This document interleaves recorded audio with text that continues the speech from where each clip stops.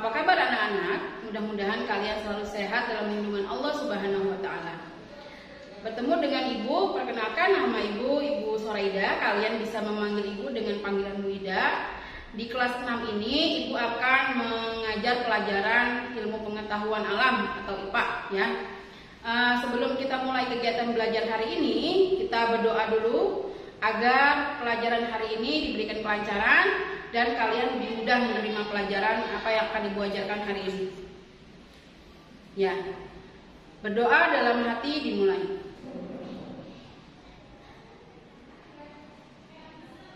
Berdoa selesai. Amin.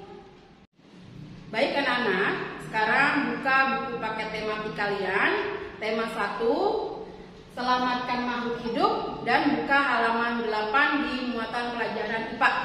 Ya. Baik, pada tema 1 kali ini kita akan membahas tentang selamatkan makhluk hidup dan subtema 1 yaitu tentang tumbuhan sahabatku. Ya. Dengan pembelajaran 1 yaitu membahas tentang perkembangbiakan secara generatif pada tumbuhan. Sebelum Ibu akan membahas lebih lanjut, kalian tentu sering melihat tumbuhan di sekitar kalian, ya. Ada tumbuhan yang memiliki bunga dan ada tumbuhan yang tidak memiliki bunga. Namun sebelum Ibu membahas lebih lanjut, kalian harus tahu manfaat tumbuhan dalam kehidupan sehari-hari. Coba kalian setiap hari di rumah tentunya sering makan buah-buahan atau sayur-sayuran. Nah, itu berasal dari tumbuh-tumbuhan yang ada di sekitar kita. Ada yang merupakan tumbuhan liar dan ada tumbuhan yang memang dipelihara oleh petani atau yang memang berkebun. Kerjaannya berkebun kemudian menanam tumbuhan atau buah-buahan. Nah, semuanya ditanam itu dengan menggunakan teknik perkembangbiakan. Tentunya ada cara-cara perkembangbiakan pada tumbuhan yang akan kita pelajari kali ini. Nah, kalian sudah tahu manfaat tumbuhan selain untuk kebutuhan makanan. Nah, tumbuhan pada kehidupan sehari-hari banyak sekali manfaatnya. Yang harus kalian ketahui, selain sumber makanan, tumbuhan juga merupakan penyuplai oksigen dalam kehidupan sehari-hari. Tumbuhan bisa menghasilkan oksigen melalui proses fotosintesis, yaitu proses pembuatan makanan sendiri pada tumbuhan hijau. Jadi ketika kalian berada di bawah pohon yang banyak daunnya, kemudian rindang, nah itu akan terasa sejuk. Kenapa? Karena disitulah terjadi proses fotosintesis yang menghasilkan oksigen. Selain itu, tumbuhan juga bisa digunakan sebagai obat-obatan. Banyak sekali tumbuhan yang gunanya juga sebagai obat herbal, seperti jahe, kunyit, lengkuas, temulawak, dan lain sebagainya. Lalu untuk hewan, tumbuhan juga berfungsi atau bermanfaat sebagai sumber makanan. Kalau tumbuhannya dalam jumlah banyak seperti hutan, maka itu bisa menjadi tempat tinggal bagi para hewan. Kemudian tumbuhan juga bisa menyerap air supaya mencegah atau meminimalisir terjadinya bencana alam seperti longsor. Jadi kita harus menyayangi tumbuhan, merawat tumbuhan karena itu adalah bagian dari cara kita untuk melestarikan lingkungan. Nah, pada pembahasan kali ini di kelas 6 ini kita akan membahas mengenai perkembangbiakan pada tumbuhan. Tentunya kalian sudah pernah mendengar apa itu perkembangbiakan, tapi sudah paham belum? Kalau belum, Ibu akan mengingatkan dulu sebelumnya. Perkembangbiakan pada tumbuhan adalah kemampuan makhluk hidup untuk memperbanyak diri atau memperoleh keturunan.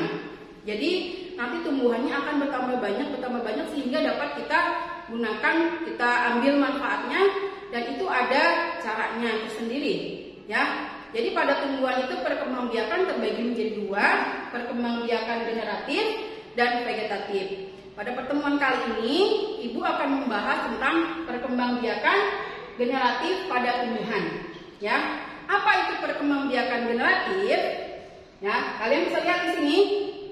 Ya, Ibu sudah tuliskan.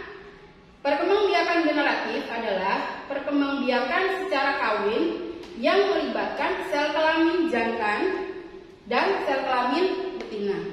Maksudnya apa, Bu? Apakah ada tumbuhan jantan atau tumbuhan betina? Ada tumbuhan laki-laki atau tumbuhan perempuan? Apakah kalian pernah lihat tumbuhan laki-laki dan tumbuhan perempuan? Tentunya tidak ya. Jadi sel kelamin jantan pada bunga dan sel kelamin betina itu terdapat pada alat atau yang biasa kita lihat itu namanya bunga, ya. Jadi alat perkembangbiakan secara generatif atau secara kawin pada tumbuhan adalah bunga.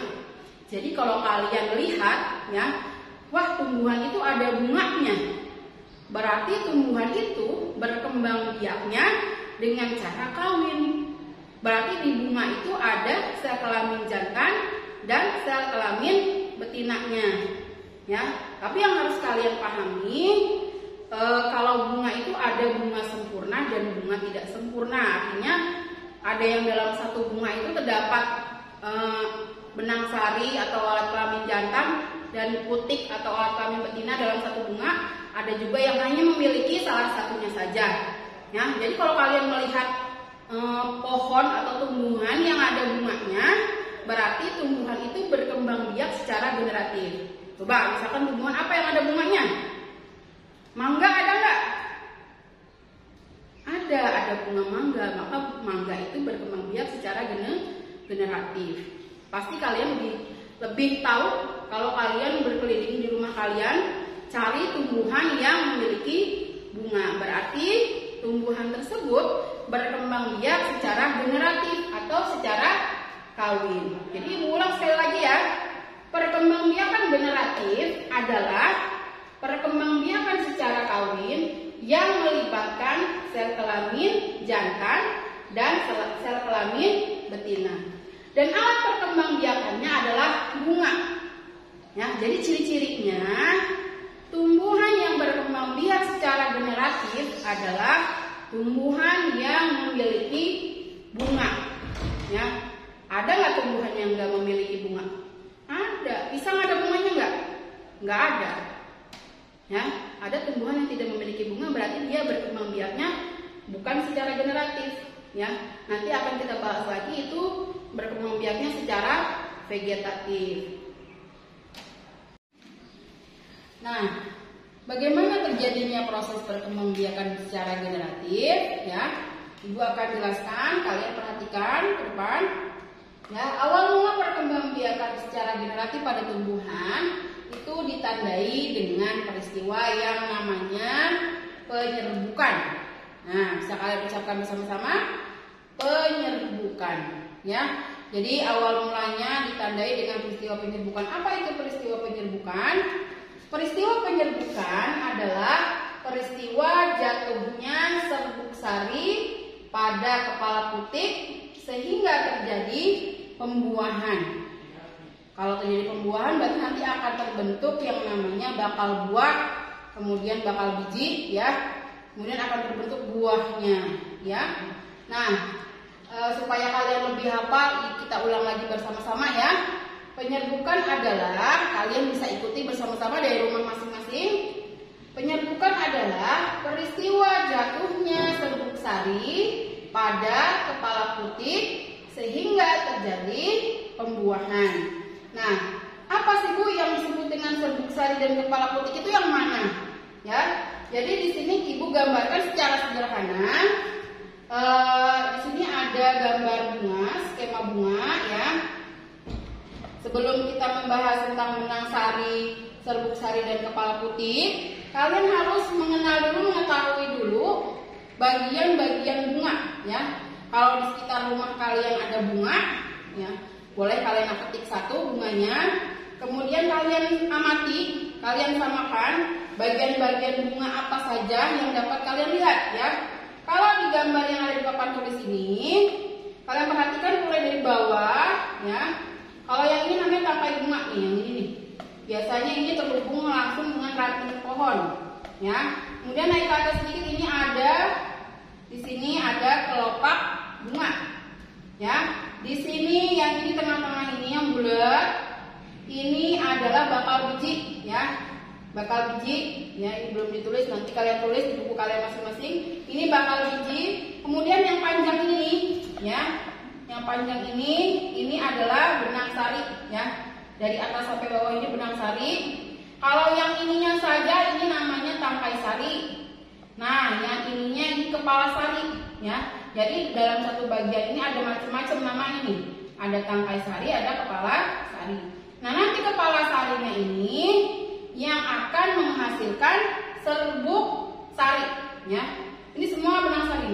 sari, ini tangkai sari, ini kepala sari. Nah, benang sari ini nanti akan menghasilkan serbuk sari. Nah, serbuk sari ini adalah sel kelamin jantannya.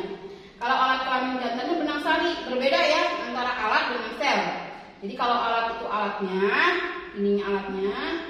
Nah, kalau selnya itu, sel kelaminnya, namanya serbuk sari yang dihasilkan di sini. Nah, kalau yang ini yang tengah-tengah, ini namanya putik. Ya, ini tadi kepala sari. Nah, ini putik. Putik ini berada di tengah, ya. Sama seperti benang sari, ini ada kepala putik, ada tangkai putik. Nah, ini namanya bunga sempurna. Nah, biasanya kalau bunga itu kan warna-warni, ya. Nah, yang warna-warninya ini, ya, misalkan ini warnanya merah. Kalau pada bunga sepatu kan warna merah, ya. Nah, yang warna-warni itu mahkota bunga. Ya, jadi mahkota bunga kenapa berwarna-warni? Itu dia berfungsi sebagai penarik supaya serangga itu hinggap. Nanti serangga itu akan membantu proses penyerbukan. Nanti penyerbukan akan kita bahas lagi pada pertemuan berikutnya. Jadi secara garis besar ya, ketika terjadi penyerbukan, nanti serbuk sarinya akan terbang ke atau jatuh ke arah kepala putik. Ya, bagaimana kok bisa terbang? Nanti akan ada perantaranya, bisa melalui angin, ya. Jadi serbuk sarinya terbang terbawa oleh angin, kemudian jatuh ke kepala putik, ya. Ada juga perantaranya melalui air, ya. Jadi nanti serbuk sarinya akan terbawa oleh air. Ada juga nanti melalui hewan.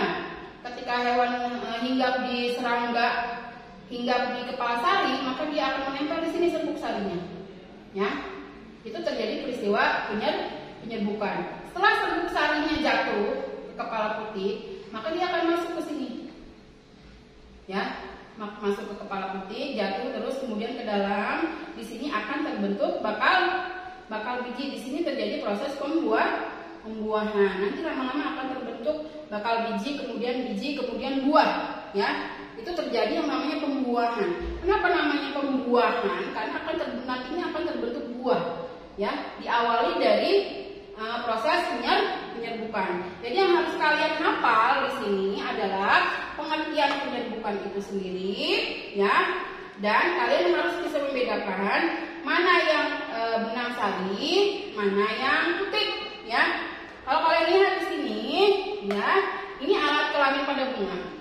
Kalau yang jantan disebutnya benang sari, ya.